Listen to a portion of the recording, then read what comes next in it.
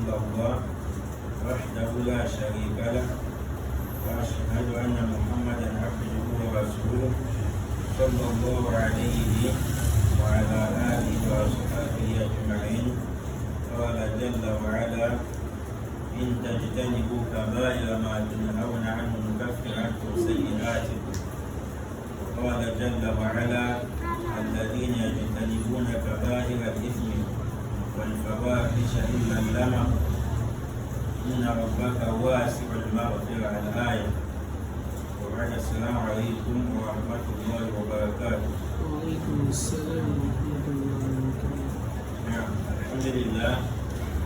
Nous avons commencé un nouveau programme de cette mosquée après les louanges sincères envers Allah Azzawajal, qui est l'unique sans associé dans sa seigneurie, son adoration et ses noms et attributs. Nous témoignons qu'il n'y a point de divinité qui mérite d'être adorée en dehors d'Allah, et comme Muhammad alayhi salatu wassalam, il est son envoyé, son serviteur, son envoyé vers l'humanité tout entière. Chers frères en islam, nous allons commencer avec un nouveau programme ici dans votre mosquée azalienne. Il n'est rien d'autre que le programme de Al-Kaba'ir. Souhaitant que la paix et la bénédiction de la part d'Allah soit sur le prophète alayhi salatu wassalam, qui nous a enseigné cette religion sans rien négliger sur ce qui amène au paradis ou en enfer, sans qu'il nous ait enseigné cela. Nous allons prendre le programme de Al-Kaba'ir. Al-Kaba'ir, le nom d'abord fait peur. Ça veut dire les grands péchés. Le singulier c'est Al-Kabira. Quand c'est au pluriel c'est Al-Kaba'ir. Les grands péchés, c'est-à-dire chacun parmi nous doit faire l'effort de connaître ses péchés, de peur de ne pas mourir, croyant que tu as vu comme il se doit, un péché de secours auprès d'Allah. Parce que lorsqu'on dit les grands péchés, un seul péché te suffit pour aller en enfer. C'est la raison pour laquelle vous allez voir dans le Coran, Allah a surnommé la kalima de la ilaha illallah de kalima de taqwa. On appelle souvent ça kalima de shahad, la parole que tu témoignes afin d'être musulman. Mais dans la sourate Al-Fath, page 514, Allah a dit wa alzamahum kalima de taqwa.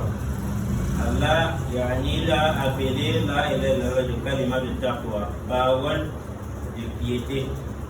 C'est-à-dire qu'il n'y a aucune piété sans tawhid. C'est-à-dire si tu es le plus sincère sur terre en ce qui concerne l'argent, si on te donne l'argent, ça va revenir. Si on fait des éloges, on dit celui-ci ne ment pas. On fait des éloges, on dit celui-ci aime vivre en paix, il ne dérange pas. Il ne cherche pas de problème. Et que ton seul problème soit le tawhid, c'est-à-dire toute ta crainte de la santé à rien. Lorsqu'il n'y a pas le tawhid. Une deuxième sagesse pour la qu'on a surnommée la ilaha illallah, le kalima de taqwa, parole de piété. C'est tout simplement parce que si quelqu'un a aussi le tawhid, il n'a pas la crainte d'Allah, c'est que son tawhid ne sert à rien. Pourquoi? Parce que lorsqu'on parle de crainte d'Allah, y compris de la crainte du shirk et la crainte des autres péchés, donc celui qui parle du tawhid, il ne craint pas le shirk. Il ne craint pas tomber dans le shirk, celui-ci n'a pas la crainte d'Allah. Ou bien celui qui parle de tawhid, il prêche bien sur Allah, il explique comment Allah est grand. Mais il n'a pas peur de tomber dans le shirk. La bida, c'est que son tawhid ne lui sert à rien. Lorsqu'on parle de tawhid, si tu évites tout genre de shirk, que ce soit le grand shirk ou le petit shirk qui peut amener en enfer ou bien qui peut amener en enfer, sache que en dehors du shirk et de la méfiance, rien ne peut te sortir de l'islam, en dehors du shirk et de la méfiance. Si tu respectes cela, sache donc que les grands péchés peuvent jouer sur ton tawhid dans la mesure où ça diminue le tawhid. On a surnommé la ilaha illallah de kalima de taqwa, parole de piété. C'est-à-dire, si tu as la ilaha illallah, tu n'as pas la piété, vis-à-vis des dettes, tu es endetté en désordre.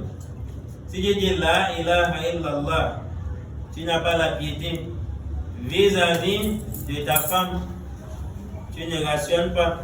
Si tu dis la ilaha illallah, tu ne crains pas Allah sur les muharramat, tel qu'un namima, le congossa, tel qu'un namima, la médisance. Si tu dis la ilaha illallah, tu avales le remède, ça tue l'enfant dans le ventre, l'enfant sort. Sache que donc là, c'est faible, ce n'est pas complet. Donc le tawhid n'est jamais complet lorsqu'on ne craint pas Allah Azza wa Jalla. C'est la raison pour laquelle l'étude de ce livre Al-Kabaïr est très très importante, très très capitale. Parce que tu vas devoir prier à la mosquée. Peut-être tes prières, tu effectues souvent, c'est effectué en jama, tu ne connais pas l'importance. On va parler dessus. Tu sauras à quel point la jama est très importante.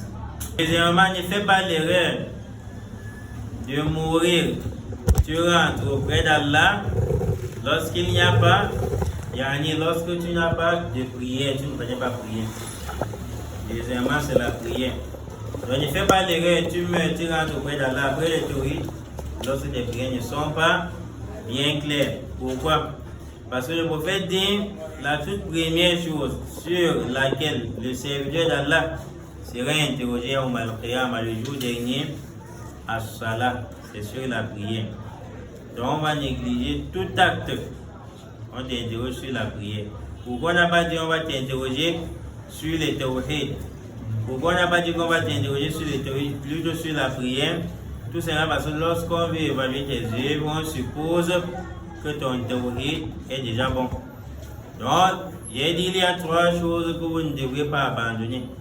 Ce bas mon sans avoir mis cela en vigueur. Premièrement, le tawhid, deuxièmement, la prière. Et la prière, c'est le programme que nous faisons le dimanche. Troisièmement, Al-Kabaïr, les grands péchés. Donc ne fais jamais l'erreur, tu meurs, tu rentres auprès d'Allah. Lorsque tu n'as pas appris à maîtriser et éviter les grands péchés. Nous allons nous entretenir avec ce livre chaque vendredi, Inch'Allah. Donc aujourd'hui c'est le premier cours. Avant de choisir un thème, comme nous parlons des péchés, on dénonce des péchés, on va aussi dénoncer ce qui ne va pas concernant ce qu'on vit aujourd'hui, qui n'est rien d'autre que les élections.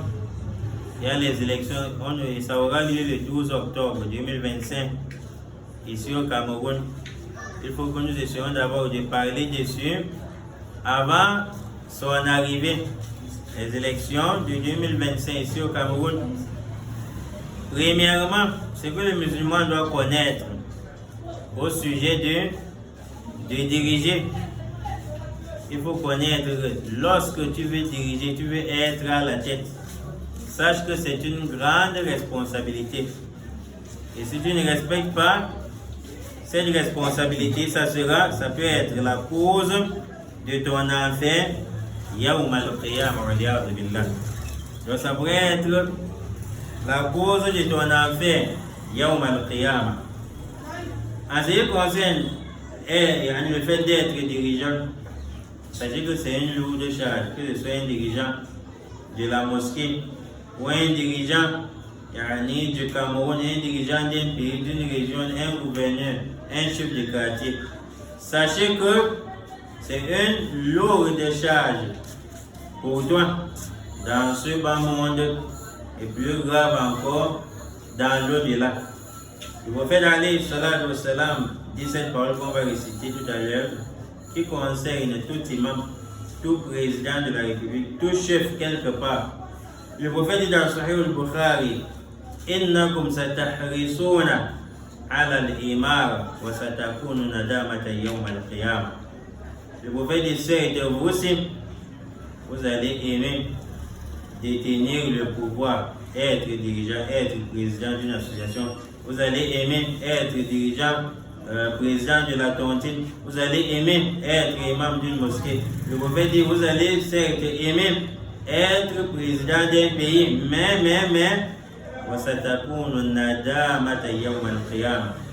et cela vous sera nadama, un grand regret, yawm al-qiyamah, le jour dernier.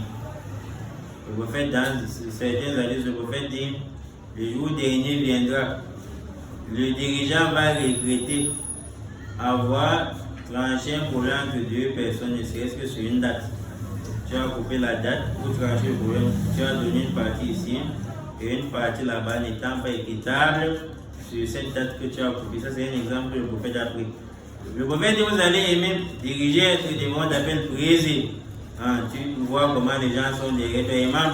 Tu vois comment les gens sont derrière toi. Le prophète dit, vous allez aimer ceci dans ce que vous frères. Alors que ça sera pour vous un regret le jour dernier, lorsque le prophète Ali sallallahu alayhi wa sallam dit, vous tous vous êtes des bergers, et vous tous vous serez interrogés sur vos troupeaux. Le président de la République sera interrogé sur les gens de son pays. L'imam sera interrogé au sujet de ceux qui prient derrière la mosquée. Si tu as fait déjà entre les prières, respectant le kitab et la sunna, c'est que tes prières sont valides, les prières des fidèles sont valides, tu seras interrogé dessus. Mais si tu fais des reins, tu fais déjà lorsque les conditions ne sont pas remplies, s'il y a 1000 personnes qui prient derrière toi, tu n'as pas la prière, et aussi n'ont pas de prière, tu vas porter cette charge au Qiyam. Si tu gardes les ablutions, tu as honte de te retirer de la prière, tu continues à prier. Ça sera une charge sur toi. Chacun sait derrière qu'il a prié. Zoras, Marie, Richard. Tant pis pour toi, si tu n'avais pas fait les ablutions, tu te rappelles, tu continues avec la prière. Ça, c'est le cadre de Mamas. Combien de fois diriger tout un pays? Combien de fois diriger tout un pays où tu ne connais pas le problème de Maroua, de Garoua, de Fumban, de Yaoundé, de Douala, tu ne peux pas gérer tout ça seul. Donc le prophète dit, ça serait un regret au même Qiyam. Vous êtes des bergers, vous serez interrogés sur vos troupeaux. Donc le chef de famille comme le père, le berger, il serait interrogé sur sa femme et ses enfants. La femme serait interrogée sur les enfants lorsque le père n'est pas là, lorsqu'il est absent. Et sachez qu'il y a lorsqu'il y a un problème avec un être humain, Allah veut pardonner les problèmes entre toi et lui, mais le problème entre toi et un être humain, on doit, il y a ici Allah pardonne, ça c'est qu'Allah est injuste. Pourquoi? Parce qu'il faut qu'il résolve le problème en satisfaisant la personne qu'on a corrompue. Si Allah dit non, il a pardonné, c'est qu'Allah est injuste. Et Allah n'est jamais injuste. Donc, sache que s'il y a un problème avec un être humain, ça sera terrible pour toi, Yawm al-Qiyam. Le prophète a dit, Atadrouna man el-Muflis. Atadrouna man el-Muflis. Connaissez-vous qui est le pauvre? Les compagnons ont dit Mata'ala ou bien la dirhamala. Ils ont donné des propositions. C'est celui qui n'a pas, il y a un ustensile. C'est celui qui n'a pas de bagages. C'est celui qui n'a pas de l'argent. Le prophète dit al-Muflis. Le pauvre, c'est celui qui viendrait au Qiyam. Tu avais insulté un tel. On prend des récompenses, on lui donne. Tu avais été injuste avec un tel. On prend des récompenses, on lui donne. Si tel est le cas, combien de fois le cas des présidents des républiques? Combien de fois le cas des présidents? Combien de fois le cas d'un dirigeant, d'un gouverneur, d'un ministre qui signe un décret? On renverse les maisons des gens, peut-être injustement, parce qu'un soi-disant chinois, il est venu là verser l'argent. Vous avez pris, on a renversé les maisons, les gens pleurent. Toutes ces pleurs, tu parles de dire Astaghfirullah, Allah va te laisser là. Donc, le Astaghfirullah, ça ne va pas résoudre le problème. Sache que si tout le monde est en colère contre le Yawm al-Qiyam, je fais que ça sera un regret pour toi. Tu renverses des maisons. Donc, le dirigeant doit savoir qu'il va porter cette charge Yawm al-Qiyam. C'est la raison pour laquelle demander d'être dirigeant, c'est des conseillers en islam. Et maintenant, pour être dirigeant, parce que nous allons marcher jusqu'à arriver au vote, pour être dirigeant, on ne choisit pas n'importe qui comme dirigeant. Et ce n'est pas n'importe qui est dirigeant. Le prophète un jour, le prophète a eu à dire que si quelqu'un demande d'être dirigeant, ne lui donner pas d'accepter. Parce que si quelqu'un demande d'être imam, on n'accepte pas. Pourquoi? Parce que ça indique déjà au départ Tout son aide à finir par l'ikhlas, la sincérité des gens. Et dans Jésus qu'Allah, lorsqu'il veut conclure son livre, il conclut par 3 dernières sourates parmi les gars l'ikhlas, la sincérité. On a lu le Coran, on a vu le Tawhid, ça tient même pas le Tawhid. Il par l'ikhlas, la sincérité. Vous faites si quelqu'un demande, ne lui donnez pas. Maintenant, quand on veut mettre quelqu'un imam ou bien mettre quelqu'un dirigeant de manière générale, le Coran fait allusion à la gestion de certains prophètes ou envoyés d'Allah Azzawajal. Parmi lesquels, Moussa alayhi salatu wa sallam, lorsqu'on devait lui prendre pour travailler, on a dit, yani à Shu'aib, inna khayra man ista'jarta al-qawiyyu al-amin. Le meilleur de qui tu vas prendre pour travailler, que tu lui payes, c'est celui qui est al-qawi, fort, al-amin, personne à qui on a confiance. Et on parlait de Moussa alayhi salatu wa sallam. Les savants ont besoin d'avoir l'istinbat. Ici, l'istinbat, c'est quoi? C'est de venir sur un verset coranique, on retire des sentences que les gens ne voyaient pas auparavant. Et quand on inscrit les sentences à travers des mots, tout le monde est convaincu que ces sentences proviennent du Coran. Les savants ont dit, donc pour la gestion de quelque chose, le Coran donne ici al-qawi. Quelqu'un doit être fort. Amin, celui en qui on a confiance. Dans al-qawi, il doit être fort. C'est-à-dire, s'il faut prendre quelqu'un pour la gestion de quelque chose, islamiquement parlant, on ne doit pas prendre celui qui est fatigué. Ah.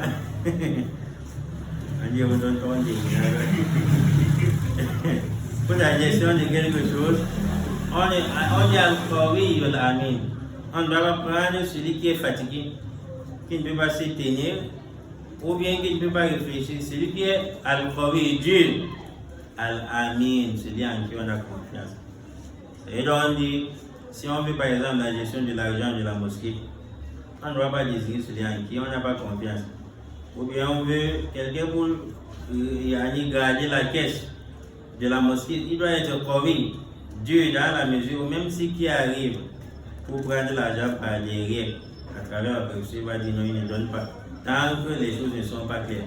Amin, une personne en qui on a confiance. On ne doit pas prendre quelqu'un qui garde l'argent de la mosquée. Le jour où on te dit, c'est 90 000 dans la caisse, 100 000 dans la caisse. On l'appelle de venir créer des situations. Il commence à dire qu'il a voyagé alors qu'il n'a pas voyagé. Ou bien il dit à ses enfants de dire qu'il n'est pas là, non. Donc on doit désigner quelqu'un en qui on a confiance. Que ce soit sur un domaine particulier, lorsqu'on veut désigner quelqu'un, si c'est par exemple la lumière de la mosquée, on doit voir celui qui donne, c'est son domaine, on lui donne cela. Ainsi de suite, même, l'imamat, on doit prendre celui qui est qawi, celui qui est il est dur, une personne aussi en qui on a confiance. L'imam aussi, on doit avoir confiance en lui. On ne doit pas désigner un imam, toute sa réputation est gâtée. On dit l'imam que vous voyez là, quand l'argent passe devant lui, on ne connaît plus la finalité là. Un imam ne doit pas être ainsi. Deuxièmement, Yusuf alayhi salatu wa salam, il a été gérant. Et dans la soirée Yusuf, lorsqu'il fallait désigner Yusuf, lorsque le roi a demandé d'amener Yusuf, le roi lui a donné un poste. Yusuf dit, fais assurer je sois sur la gestion à la Khazain al-Ard, disons même gestion économique, pour gérer comment l'économie va se matérialiser. Il dit, inni hafidun alim. Certes, moi Yusuf, je suis hafid, garant. Je peux gérer cela. Je peux gérer cela, alim, et je sais comment je peux gérer. C'est donc dit, les savants ont essayé ici en disant un dirigeant ou bien celui qui doit diriger les gens sur n'importe quel point, il doit être garant, capable de diriger cela. Il doit aussi connaître cette gestion. C'est-à-dire quoi?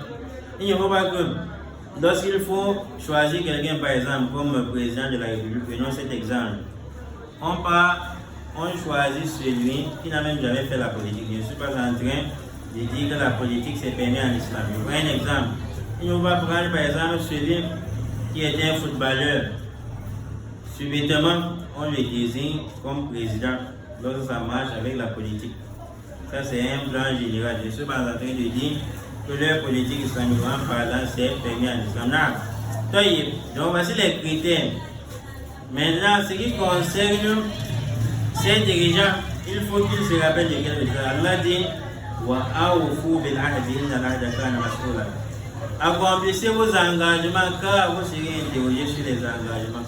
C'est parce que tu as dit que tu vas construire les routes qu'on t'a élu. C'est parce que tu as dit que tu vas faire telle et telle chose qu'on t'a élu. Donc les dirigeants qui prennent le pouvoir, après maintenant on dit tu avais dit que tu vas rendre la vie facile. Même quand en réalité c'est Allah qui rend facile. Mais rendre facile ici, le sens c'est faire des efforts pour faciliter les choses, faire baisser les prix. Donc, si maintenant tu es président, au moment où il faut baisser les prix des choses, tu ne baisses pas, les routes sont gâtées, tu commences aussi à voler ton argent. Sache que 2000 personnes, 3000, 4000, 5000 personnes qui t'ont désigné attendent à ce que tu rendes cette vie facile. Il y a un moment tu vas les gérer. Vous voyez les gens au moment de battre les campagnes, quelqu'un se lève et il manque. Je vais faire ceci, je vais. Et quand il prend le pouvoir, il ne le fait plus. Toutes ces charges, il va porter au Malkiyama sans compter la charge des gens qu'il a mal géré. C'est la raison pour laquelle je ne serai pas subir au Malkiyama le plus grand pécheur d'une cité, d'une mosquée, d'un pays, que ce soit un dirigeant, parce que la charge, la souffrance de toute la communauté, ça va revenir sur le Kawaliya. La raison pour laquelle nous vous aventurez souvent pas à être dirigeant. Une autre chose qu'on doit voir lorsque les gens sont en train de battre campagne, tu vas voir que celui qui est opposant, il fait l'effort d'humilier le président sortant. Ça c'est haram en islam. Vous pouvez aller sur lors des pèlerinages d'adieu. Il a dit certes, telle et telle chose avec laquelle il a cité l'honneur. Vos honneurs sont sacrés. Ça va permettre en islam, même si le président c'est le plus grand tueur au monde, même si c'est un Boko Haram, ça va permettre en islam même de mal parler du président. Combien de fois au moment de battre campagne, tu fais l'effort, battre ta campagne. Si les campagnes, tu veux battre la campagne, si c'est sur le plan islamique tel que l'islam a parlé sur l'honneur des gens, tu dois faire l'effort de dire Inch'Allah, et pas même pas Inch'Allah. Tu dis Inch'Allah, je vais vous construire des routes. Inch'Allah, je vais faire telle chose. Mais sans frapper sur le président. Si tu commences à dire, regardez M. Popo, regardez le président, il vous a fait quoi? Depuis 43, tu commences à parler comme ça. L'islam condamne cela. Je ne parle pas en tant que politicien. Je vous donne le plan islamique. C'est interdit en islam. Lorsque tu veux battre campagne, tu humilies le président, même s'il a fait quoi comme défaut. Tu humilies le président, encore en public. Sache que si c'est en public, tes péchés vont se disperser ainsi. Et si ça rentre dans les réseaux sociaux, tes péchés vont suivre, ainsi de suite. Jusqu'à ce que tu te réveilles au Malkiyama le jour dernier avec un tas de péchés. Ce n'est pas permis d'insulter un président en public. Non.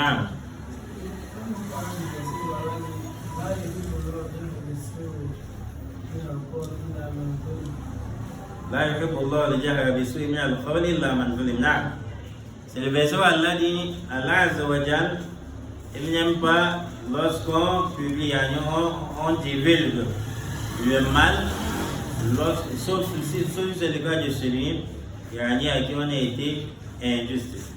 Ici, c'est pour lorsqu'on est devant le juge, devant celui vers qui on est en train de plaider, de demander son aide pour trancher le problème. Quand vous êtes ici dans la rue, en train de parler, non, il doit quitter. Est-ce que tu es devant un juge pour qu'il te donne ton droit? La réponse c'est non. Une autre chose, comme les élections vont se passer les choses la semaine prochaine, Inch'Allah. Si maintenant on vote, ça tourne mal. Si on vote, ça tourne mal. C'est interdit de faire les marches dans la rue. C'est interdit de révolter contre le président. Je ne dis pas comme ça pour qu'on dise que peut-être j'ai déjà mangé le pain salé ou bien je suis dans le RDPC. On va arriver sur la sentence du vote. Moi je ne suis dans aucun parti. Mon parti c'est Kita de la Sunna. Je suis la Sunna, je ne peux pas aller sur la distance. Le RDPC, je ne suis dans aucun parti. Même s'il y a un musulman qui a formé son parti politique, il va juger avec quelle loi? Les lois de la mécréance, ce ne sont pas les lois d'Allah. Donc, si maintenant ça tourne mal, sachez que faire la marche dans le manhaj de Ahl-Sunnah wal Jama'a, faire les marches dans la rue, révolter contre les dirigeants, c'est haram, c'est interdit. Donc, tant pis pour toi, si tu vas révolter, une balle perdue t'attrape, ou bien on lance le gaz, tu es étouffé. Parce que là, il n'a pas envoyé dans la rue.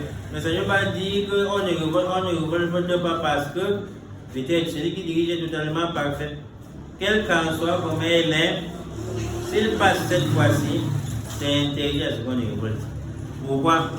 L'islam réserve cette règle, c'est-à-dire c'est permis de faire le mal dans le but d'éviter le pire. C'est permis de rester dans le mal dans le but d'éviter le pire. Pourquoi si un dirigeant est injuste? D'après ce que tu vois, tu pars maintenant révolter, tu es en train d'attirer le pire. Regardez les pays qui subissent des guerres aujourd'hui, même sortir manger. Regardez quand tu dis on vit mal, tu manges matin, midi, soir. Même si tu manges matin, midi, soir, tu manges au moins une fois par jour. Mais quand tu vas révolter, ça va aggraver la situation. Même manger, ça sera difficile. Et sache que si tu révoltes, tu sors, tu fais des marches dans la rue, il y a la guerre. Sache que toute personne qui va mourir de faim à cause de toi, qui a commencé ce désordre, ces péchés vont revenir sur ta tête. Et regardez les conséquences. Quand vous faites des marches, ça aggrave la situation. Sachez que même les prières sortir comme ça et venir à la mosquée, ça va s'arrêter. L'apprentissage dans des mosquées, ça va s'arrêter. Quand tu vas créer un désordre, imagine tu es ici en train de prêcher et les gens courent dehors. Vous allez rester là-bas, nous attendre. Tu entends bas, une balle là-bas à l'extérieur. On est en train de saccager les trucs. C'est que si je veux continuer à prêcher, je vais rester seul dans la mosquée, tout le monde va se trouver sa tête. Donc Allah ne veut pas de désordre. Allah n'aime pas le désordre. Donc les marches dans des rues, c'est strictement interdit. Lorsque les gens votent, que le vote passe par tricher ou pas, ça c'est une supposition. Parce qu'il y a des gens qui disent qu'il y a souvent la tricherie lors du vote, qu'on connaît déjà celui qui va passer et le reste fait du bruit. Nous, en tant que musulmans, dans la paix de Ahl-Sunnah wal Jama'a, nous avons la foi en Allah, qui est le maître des cieux et de la terre, qu'Allah est capable, à travers n'importe quelle cause, de mettre fin à la présidence du président de la République.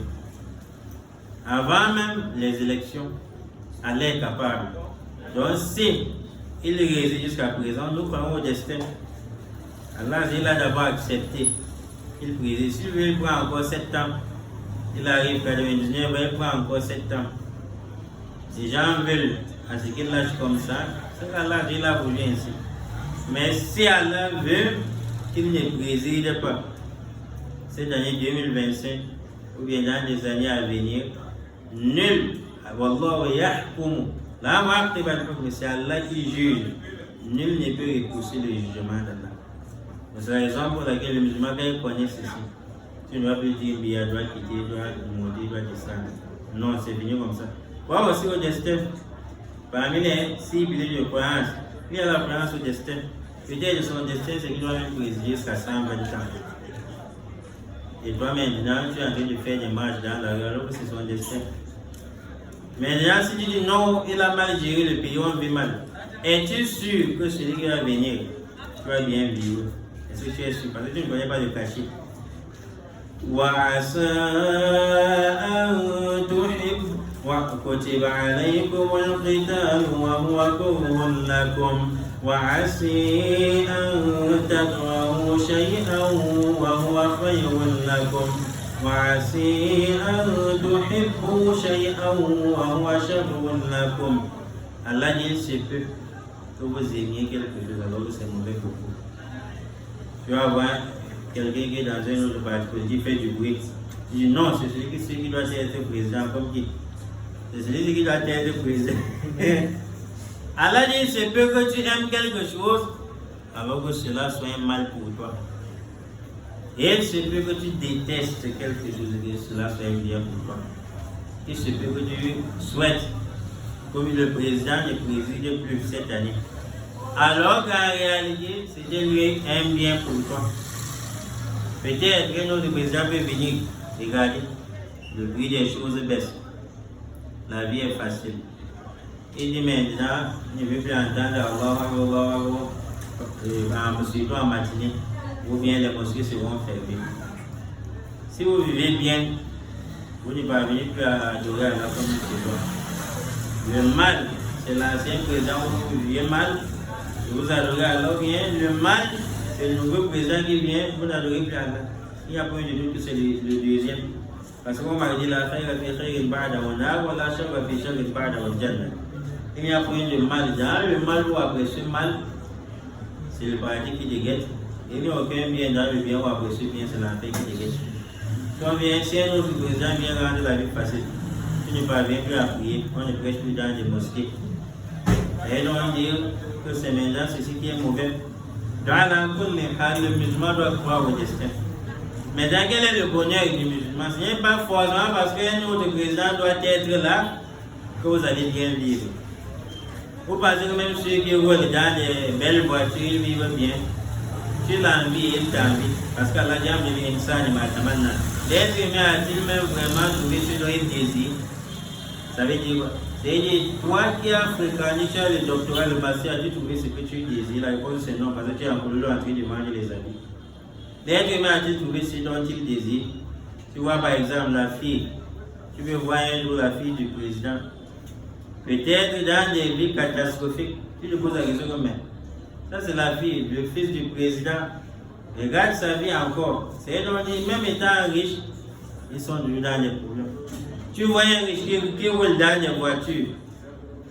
Le riche qui roule dans des voitures, tu l'envies alors que c'est toi, c'est lui qui t'envie. Tu dors bien la nuit, il est éveillé en train de vouloir respecter les conditions impossibles. On lui demande de coucher avec sa fille, de coucher avec sa maman, de tuer sa fille, de tuer sa maman. Alors que c'est même toi qui vis bien. Allah dit l'être humain a trouvé ce dont il désire. La réponse c'est non. Donc le bonheur du musulman c'est la tawhid. Tant que dans un pays quelconque, on ne va pas diriger avec la loi d'Allah, vous allez toujours souffrir. Si vous voyez que cela vive bien, peut-être il vive bien pour de bon. Non, peut-être il vive bien pour aller en enfer. Il n'y a plus de religion. Et ils se disent qu'ils vivent bien. Et regardez quel est le premier pays aujourd'hui qui possède le bien du bas et de l'au-delà. L'Amérique, l'Arabie Saoudite. Vous voyez comment ils vivent. Ils répètent des élèves chaque année. Ils sont logés, nourris, ils ont des comptes bancaires. Les imams sont des millionnaires, des milliardaires. Et la cause de cela, les terroristes. Allah dit walau anna ahlal qura amanu wattaqaw. Si les gens de la cité avaient cru en Allah, ils avaient cru en Allah, la fatahna alayhim barakatin min as-sama'i wal ard. C'est qu'Allah allait ouvrir les portes de barakat, de bénédiction dans les cieux et sur terre. Allah dit si les gens de la cité, c'est une condition là, par exemple un mauvais président, c'est nous le problème. C'est peut-être notre récompense sur terre. Pourquoi? Parce que toi aussi, au moment de chercher le travail, tu veux faire la corruption. Chacun veut faire la corruption.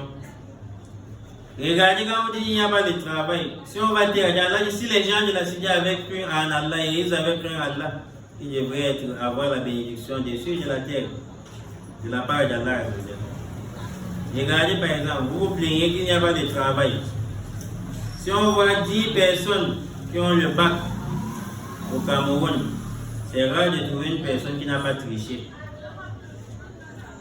Donc, presque tout le monde triche à l'école, c'est haram, la tricherie c'est haram. Mais là, quand tu triches, chacun triche pour passer. Alors qu'en réalité, si vous n'aviez pas triché, vous avez respecté les règles de la part d'Allah, peut-être au bac 2 personnes sont admises. Ça sera difficile de voir ces 2 personnes chômées. Vous voilà maintenant 10 personnes ont triché, 10 personnes sont admises. On a le bac, il n'y a pas de travail. Donc si vous avez cru en Allah, vous avez cru en Allah, c'est que vous devrez bien vivre. Pourquoi on vit mal aujourd'hui? C'est parce qu'on ne craint pas Allah. Nous-mêmes, nous ne croyons pas Allah. Tu vois un imam qui fait aussi la corruption, regarde là. Chacun fait la corruption, il est la corruption qui est haram. En islam, vous ne voyez pas pour vous, mais vous voulez voir pour le président. Ceci c'est haram en islam. Donc, pour bien vivre au Cameroun ou dans d'autres pays, d'après ma vision islamique, c'est pas parce qu'il va forcément notre président. C'est pas parce que son excellence M. Paul Biya doit quitter. C'est pas parce qu'un autre président doit venir. Pour bien vivre au Cameroun, il faut craindre Allah, avoir le tawhid. Lorsque vous avez le tawhid, celui qui craint Allah, Allah va lui trouver une porte de sortie. Si maintenant je crains Allah, Allah me trouve une porte de sortie. Tu crains Allah, il te trouve une porte de sortie. Tout le monde dans la cité craint Allah, tout le monde trouve une porte de sortie. C'est la raison pour laquelle, dans l'évocation que le prophète a enseignée à Hassan ibn Ali radiallahu anhuma, Allahumma hadini fi man hadayt, wa afini fi man afayt, wa tawallani fi man tawallayt, wa barik li fi man afayt. Allah met la bénédiction sur ce que tu m'as octroyé. Et ça va dire ici, l'essentiel ce n'est pas d'avoir beaucoup d'argent, c'est d'avoir le peu. Allah met la bénédiction dessus. Tu veux bien. Si on avait craint Allah, si on ne devrait pas se déranger qu'un président soit là, ou par exemple en Arabie Saoudite, ils ont concrétisé le théorie d'Inch'Allah. Que le président soit là ou pas, ça n'empêche pas que le président meure et que l'autre le remplace. On dit qu'on attend qu'un autre vienne le remplacer. Cela n'empêche pas ceux de l'Arabie Saoudite de bien vivre. Pour que Allah nous aide à concrétiser les théories. Et je vais citer par là, en ce qui concerne maintenant le vote. Nous avions bien compris qu'il ne faut pas souhaiter diriger les gens parce que c'est une lourde charge. Vous faites ça serait un regret pour vous au Malpriam. Et nous avons aussi compris que c'est interdit à un dirigeant de dire votez, moi je vais faire telle chose. Puis je ne le fais pas car Allah dit remplissez vos engagements. Vous serez interrogé sur les engagements. Nous avons aussi dit l'essentiel, ce n'est pas qu'un président quitte, un autre vient. Ça ne veut pas dire que je suis un politicien. L'essentiel, ça ne va pas là, c'est de craindre Allah, avoir la foi. Maintenant, quelle est la sentence du vote? Le musulman veut déjà aller voter le 12 octobre. Quelqu'un dit, je vais voter Sachibouma. L'autre dit, je vais voter Kabral. Je vais voter M. Bolbia. Tout ceci en islam, c'est haram. On n'est pas permis à un musulman. Posez-vous la question, lorsque Omar devait remplacer Abou Bakr, vous avez eu lieu quand? Lorsque Othman devait remplacer Omar, lorsque Ali devait remplacer Othman, vous avez eu lieu quand? Regardez même le pays qui fait nos fierté en islam, qui est l'Arabie Saoudite. Est-ce que vous entendez parler du vote là-bas? Là. Donc le vote n'est pas islamique. Pour choisir un dirigeant, soit l'ancien dirigeant, avant de mourir, désigne celui qui sera dirigeant. Ou à défaut de ça, on appelle Ashura. Vous pouvez peser l'Ashura. L'Ashura veut dire la consultation s'assoit. On dit bon, entre ces 3 personnes, ces 4 personnes, on va mettre qui président. On va dire bon, celui-ci quand l'argent tombe entre ces mains-là, c'est une autre histoire. On les déclasse. Les grands savants, les grands dirigeants, ils s'asseyent, ils font l'Ashura. Après on désigne un président, voilà comment ça se passe. Le vote en islam c'est haram, c'est interdit. Mais il y a une exception où le musulman peut voter. Si dans un pays ou dans un pays de mécréants, on dirige les gens avec la mécréance, parce que la démocratie c'est la mécréance. Le pouvoir n'appartient pas au peuple, ça appartient à Allah. C'est Allah qui juge. Allah dit وَمَنْ لَمْ يَحْكُمْ بِمَا أَنزَلَ اللَّهُ فَأُولَئِكَ هُمُ الْكَافِرُونَ وَأُولَئِكَ هُمُ الْفَاسِقُونَ وَأُولَئِكَ هُمُ الظَّالِمُونَ. Celui qui juge pas avec ce qu'Allah a révélé, tous ceux-là sont des mécréants. Donc si tu votes un président pour aller, tu le votes pour aller juger avec quelle loi? La loi de la mécréance qui n'est pas la loi d'Allah. Le vote n'est pas permis en islam. Mais si on voit un dirigeant en qui on espère le bien, pas le bien de la vie, qu'on veut le changement, vous êtes en train de chanter, le changement pour manger, là, rappelez-vous que dans le Coran, il n'y a aucun verset où Allah a honoré le bas monde. Rappelez-vous que sur 25 prophètes qu'Allah a mentionné dans le Coran, 3 seulement avaient été riches. Yusuf, Daoud, Suleiman, le reste ils étaient pauvres. Ils étaient pauvres. Et donc dit l'essentiel ce n'est pas de remplir le ventre. Donc, le vote pour voter en islam pour que cela soit permis, c'est lorsque l'islam est influencé. Et on voit celui qui va au moins dire les mosquées qui ont été fermées là. on va ouvrir, je vais changer cette loi de fermeture de mosquée, on va ouvrir. Dans ce cas, c'est vraiment un musulman d'aller voter pour le bien de l'islam. Tu vois où il y a un bien sur l'islam, ou bien tu votes parce que tu votes où tu vois peu de mal vis-à-vis de l'islam. Si on veut combattre l'islam, tu vois un dirigeant qui va mettre les musulmans à l'aise. Lorsque les musulmans vivent mal, dans ce cas, tu peux aller voter. Mais si tel n'est pas le cas, chacun parle, il ne parle pas avec les paroles d'Allah. Il sait qu'il va aller diriger les gens vers la démocratie qui est la méfiance en islam, c'est que c'est interdit de voter. Donc je suis ici en disant, si ça tourne mal, il n'y a pas de souhaiter. Si ça tourne mal, c'est interdit de faire les marches en route. Je ne suis pas là de dire que j'appartiens à un parti politique. Nous voulons qu'Allah mette la paix au Cameroun. Si le bien pour nous, c'est que le président reste. Qu'Allah fasse à ce qu'il reste. Lui qui dirige le monde, qu'il fasse à ce qu'il reste. Mais si le bien, c'est le contraire, qu'Allah nous apporte ce contraire. Wallahu a'la wa a'lam. سبحانك اللهم وبحمدك أشهد أن لا إله إلا أنت أستغفرك وأتوب إليك والسلام عليكم ورحمة الله وبركاته. نعم. Qu'est-ce que, dans le cas du Cameroun, qu'est-ce que conseiller alors à nous, les musulmans du Cameroun, par rapport au vote? Dans notre contexte. Oui, dans notre contexte, c'est que les musulmans restent chez lui. Il y a les grands mouftis en Arabie Saoudite, ils ont condamné le vote. C'est que les musulmans restent chez lui parce qu'ils ne voient pas où. Parce que le président actuel, même s'il y a une autre personne qui va être président, il va juger avec les lois qui ne sont pas des lois d'Allah. Or, le musulman actuel, il nous laisse prier. Nous voici en train de prier. Il ne gêne pas, je ne pense pas qu'il gêne les musulmans d'adorer Allah. Par conséquent, nous les musulmans, nous annulons le vote. On ne vote pas parce qu'il va voter, il va juger avec une autre loi qui va la loi d'Allah. Mais s'il arrivait que le président actuel, il influence les musulmans, il combat les musulmans, il ne veut pas entendre l'appel à la prière, dans ce cas, on peut se mobiliser. S'il y a quelqu'un qui fait campagne, il dit qu'il va annuler tout cela, laisser les musulmans tranquilles. C'est quand ce moment, les musulmans disent même que c'est obligé d'aller le voter parce que c'est pour le bien de l'islam. Donc pour nous, le contexte, si quelqu'un a la carte d'électeur, il doit garder ça au moment de la paix ici au Cameroun. Qu'Allah nous préserve du pire. Qu'Allah nous préserve du pire. La famine qui est au Cameroun, qu'Allah écarte. La corruption, qu'Allah écarte. Si ça tourne mal, qu'Allah nous préserve du mal qui peut arriver. Le fait de tourner mal, qu'Allah nous préserve de ça. Parce qu'on peut voir, tourner mal, ça peut être très bien. Rester ça mal tourner, ça peut aussi être très bien. Quel qu'en soit le choix qu'Allah a opté pour le Cameroun, quand c'est Allah qui juge, qu'Allah nous préserve de tout mal qui vient par devant, par derrière, à gauche, à droite. Allahu a'la wa a'lam, subhanaka Allahumma wa bihamdik, ashhadu an la ilaha illa anta astaghfiruka wa atubu ilayk.